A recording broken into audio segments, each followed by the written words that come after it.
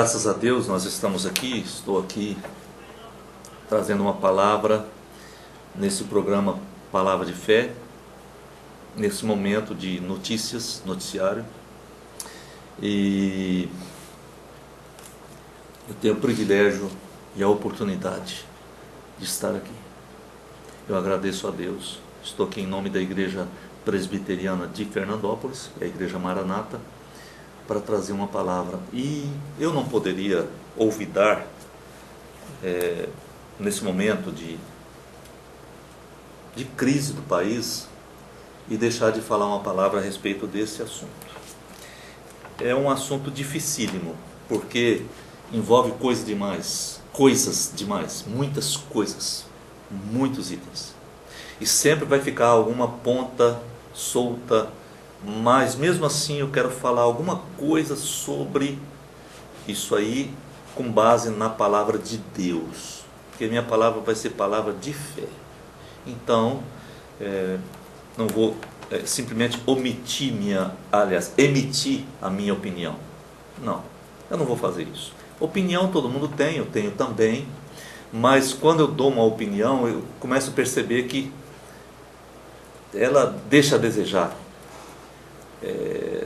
Nós precisamos trabalhar mais juntos para fechar as coisas.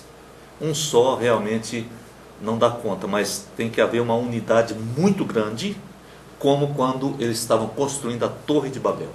Tem que ser uma unidade muito grande para conseguir. Tem que ser como Deus Pai, Deus Filho e Deus Espírito Santo. Numa unidade, a mesma unidade, com uma fidelidade muito grande, uma lealdade muito grande. E nós não temos disposição de lealdade, nós não temos disposição de unidade. Às vezes, então por isso também fica mais difícil ainda.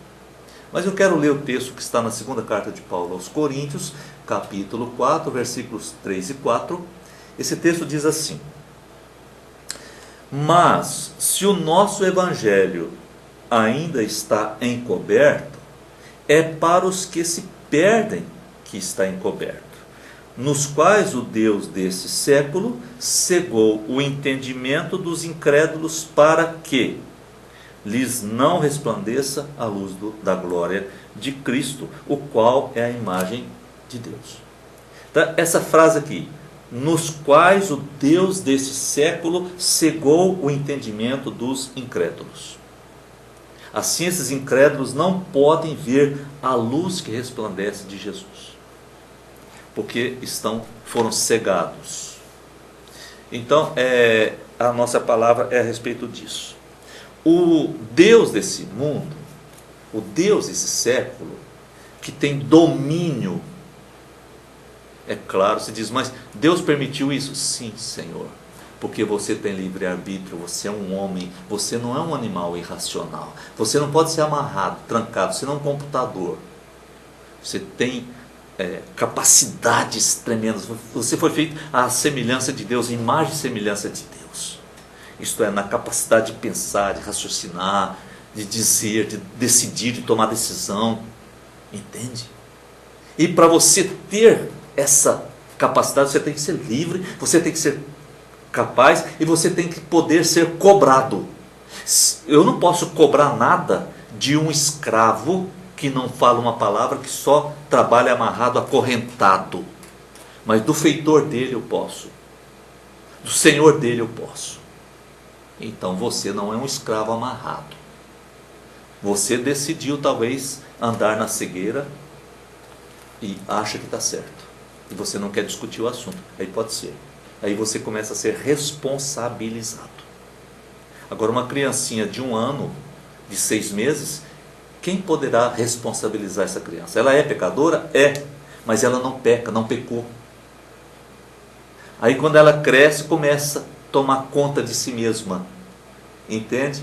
Aí começa a cometer os pecados, aí começa a ficar responsabilizada.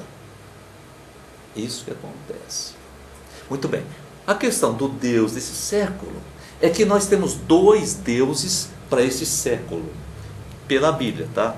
Que eu mesmo não tenho de mim a capacidade de falar isso, eu estou apenas mostrando o que a Bíblia diz. Jesus disse que nós temos 2 deuses nesse século, ou deste século. significa que não é Deus da eternidade, que não vai ser Deus no céu. Porque na verdade nós temos 3 deuses, que é o Deus verdadeiro, o Pai, Filho e Espírito Santo, o Deus da Bíblia, e depois nós temos 2 deuses desse século. Um é o Satanás, e o outro é o Mamon, que é o dinheiro. E os 2 caminham muito juntos, porque um ajuda o outro, um fortifica o outro. Porque o Deus verdadeiro não precisa de ninguém para fortificá-lo. Deus é Deus e acabou. Você pode dizer, eu não entendo, nem eu, mas eu sei que é. E também não posso entender muito esses 2 deuses, mas entendo melhor, porque o dinheiro está na mão da gente, e o diabo está fazendo estripulia, então você vê muito claramente. Então diz que o Deus desse século tomou a iniciativa de cegar a mente dos incrédulos. Diz aqui, os quais o Deus desse século cegou o entendimento dos incrédulos. Ou então, o Satanás conseguiu cegar a compreensão, a mente. Então a mente está corrompida, por isso eles fazem corrupção. O padeiro faz pão porque ele é padeiro. O mecânico conserta carro porque ele é mecânico. O construtor de avião constrói avião porque ele é construtor de avião. O corrupto só sabe fazer corrupção. Concorda comigo? O plantador de soja colhe soja, né? O fazendeiro cuida da fazenda. O corrupto cuida do assunto que é dele. A mente dele está corrompida. Ele é corrupto. Ele não está corrupto simplesmente, ele é corrupto, ele está transformado. A mente dele está jungida à corrupção. A mente dele está corrompida. E ele vive isso.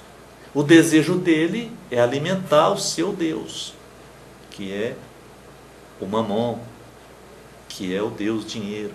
Satisfazer o seu pai. Jesus falou sobre isso em João, acredito que João 8, se eu não me engano, quando disse, se o pai de vocês é o diabo, vocês querem satisfazer os desejos dele. Porque se o pai de vocês fosse Deus, vocês queriam satisfazer o desejo de Deus. Então, as pessoas, a corrupção vem porque a mente dessas pessoas está corrompida pela cegueira. Se a luz acendesse, se a luz brilhasse, você veria todas as sujeiras, os perigos. Por que a pessoa não acredita no inferno? Porque está sem luz, sem direção. Ele não está vendo nada, eu não estou vendo. Ele não está vendo, não crê, porque nós podemos ver pela fé ou ver fisicamente. Ele não está vendo nem fisicamente nem pela fé, porque não crê. Porque eu vejo o inferno pela fé. Eu vejo a vida eterna no céu, na vida eterna, a minha vida na vida eterna, pela fé, porque eu não estou vendo isso. O Deus deste século cegou o entendimento dos incrédulos para que eles fizessem somente aquilo que vai levá-los para a condenação. Nós vivemos essa época hoje no nosso país. Israel viveu isso. Países vivem isso hoje. Fala Maduro, fala isso, fala aquilo, Fidel Castro, fala um monte de gente.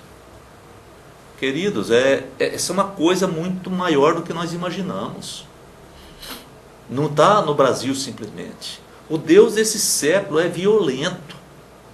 Nós precisamos de Jesus para vencer o diabo. Não é para, eu preciso de Jesus para ficar rico. É um engano. A pessoa que está fazendo isso está trabalhando contra ele mesmo.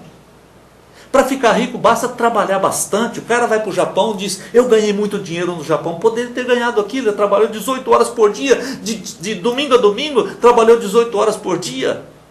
Aqui quer trabalhar 6 e quer ficar rico, e ainda só em festas. Lá não frequenta uma festa, porque tem que entrar num negócio lá de água salgada para ver se aquilo dá algum efeito no seu corpo, porque dói o corpo inteiro, e tem que trabalhar amanhã o dia inteiro de novo. É uma luta. Não é verdade? Então, O Deus desse século engana a gente e faz com que a gente cometa os piores desatinos. Você imagina um homem hoje em Brasília, e lá tem muitos que fazem isso, pelo menos pela televisão que eu vejo, tem muitos que fazem isso. Eles pegam o dinheiro do povo e amontoam num apartamento, literalmente, notas. Ou eles pegam o dinheiro do povo e transferem para outros países, paraísos fiscais. O Deus desse século está cegando os seus entendimentos. Eles terão que pagar essa conta depois da morte. Porque a pessoa morre, mas ela continua. Porque vai ser ressuscitada para o dia do juízo. E é a mesma pessoa que morreu que vai ressuscitar. Entendeu? Isso é interessante. Porque lá na Índia fala-se que aquela pessoa ela nasce noutra pessoa. Não! Isso é ideia indiana, hindu, né? Hinduísta. Deus disse que a pessoa é sepultada e no dia final ressuscita. A mesma pessoa vai prestar contas. Isso é muito difícil. Como que ele vai prestar contas disso? Ele não vai ter tempo como recuperar. Nós só temos um caminho. Caminho do arrependimento, caminho de buscar a Deus e andar na luz de Deus. Fernandópolis, Deus nos abençoe. Nós possamos nos arrepender disso. Se você algum dia pegou algum dinheiro de alguém, você pode devolver? Devolva. Não pode devolver? Busque de Deus o perdão. Você pode pedir perdão para essa pessoa? Pode? Peça então. Conserte a sua vida com Deus. Não é porque você fez uma coisa e agora você não tem chance de se arrepender. Tem chance de se arrepender e não fazer de novo. Amém? Deus é bom, é perdoador. E nós também perdoamos como Deus perdoou. E assim nós vamos ter a nossa alegria, a nossa vitória, a nossa salvação. Porque a luz raiou e nós vimos a sujeira toda e estamos agora limpando a sujeira. Em nome de Jesus. Que Deus nos abençoe nesses dias turbulentos em que vive o Brasil. Não falte comida na sua casa, não falte o remédio que você usa, não falte as bênçãos de Deus na sua casa, a graça de Deus. É o meu desejo, Pai, em nome de Jesus. Eu quero pedir que o Senhor cuide dos fernandopolenses que estão me ouvindo nesse momento e que possamos confiar no Senhor, descansar no Senhor e saber que o Senhor é Deus sobre a nossa vida e o Senhor vai nos sustentar nesses momentos de turbulência, de dificuldade. Em nome de Jesus. Amém.